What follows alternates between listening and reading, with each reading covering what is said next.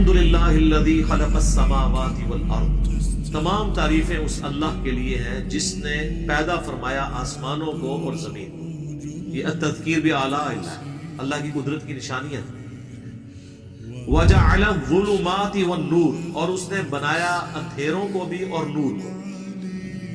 ثم الذین کفروا بربہم یعدلون، لیکن پھر بھی جنہوں نے کفر کیا ہے وہ اپنے رب کے ساتھ اور ہستیوں کو مد مقابل ٹھہرائے ہوئے ہیں۔ جب بنانے والا کریٹر ایک ہے تو اللہ کے ساتھ اور ہستی کیسے شریک ہو سکتی ہے؟ اور پھر اس کائنات کا نظم بتا رہا ہے کہ ایک ہستی کی رائے ہے جس پہ یہ سارا چل رہا ہے۔ وہ سورۃ المومنون میں آگے چل کے آئے گا، سورہ الانبیاء کے اندر، کہ اگر اللہ کے ساتھ کوئی اور الہ ہوتا تو زمین و اسمان کا نظام درم برم ہو جاتا، اور ہر الہ اپنے حصے کی مخلوق لے کر الگ ہو جاتا، پارٹی بازی شروع ہو جاتی۔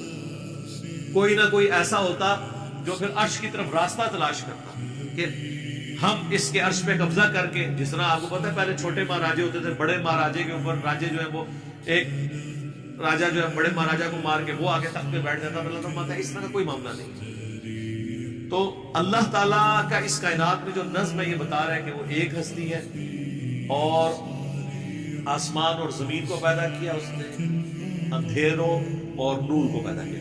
دیکھ لیں، نور کو اللہ نے سنگولر کے سیغے سے بیان کیا ہے اور اندھیرے کو جمع کے سیغے سے۔ گمراہیاں بھی آپ دیکھیں کہ جمع کے سیغے سے آئیں گی، ہدایت بھی سنگل کے سیغے سے آئیں گی۔ تو یہ آپ کو جو بظاہر تضاد نظر آ رہا ہے، آسمان زمین دو ایکسٹریمز، اسی طریقے سے اندھیرا اجالا دو ایکسٹریم، اس طرح دنیا اور آخرت بھی۔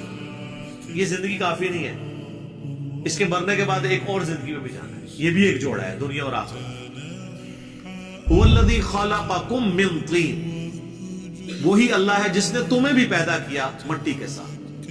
ثم قضى اجلا، اور پھر تمہاری ایک میعاد مقرر کر دی ہے، ہر بندے نے اپنا وہ ٹائم پاس کر کے دنیا سے چلے جانا۔ سورۃ المومنون میں، سورۃ الحج میں اللہ نے پھر پوری تفسیر بتائی ہے کہ تم جنین کی شکل میں ہوتے ہو، پھر ہم تمہیں بچہ بنا کے باہر نکالتے ہیں، پھر تم بڑی عمر کو پہنچتے ہو، جوانی تک پہنچتے ہو، پھر بڑھاپے تک پہنچتے ہو۔ بعض لوگ جوانی میں مار دیے جاتے ہیں، یعنی اللہ تعالیٰ اس کو اپنی طرف منسوخ کرتا ہے کہ میں انہیں موت دے دیتا ہوں۔ بعض بڑھاپے کی عمر تک جاتے ہیں۔ وَأَجَلٌ مُّسَمًّى عِندَهُ ثُمَّ أَنتُمْ تَمْتَرُونَ، اور ایک میعاد مقرر ہے اللہ کے نزدیک، پھر بھی تم شک کر رہے ہو۔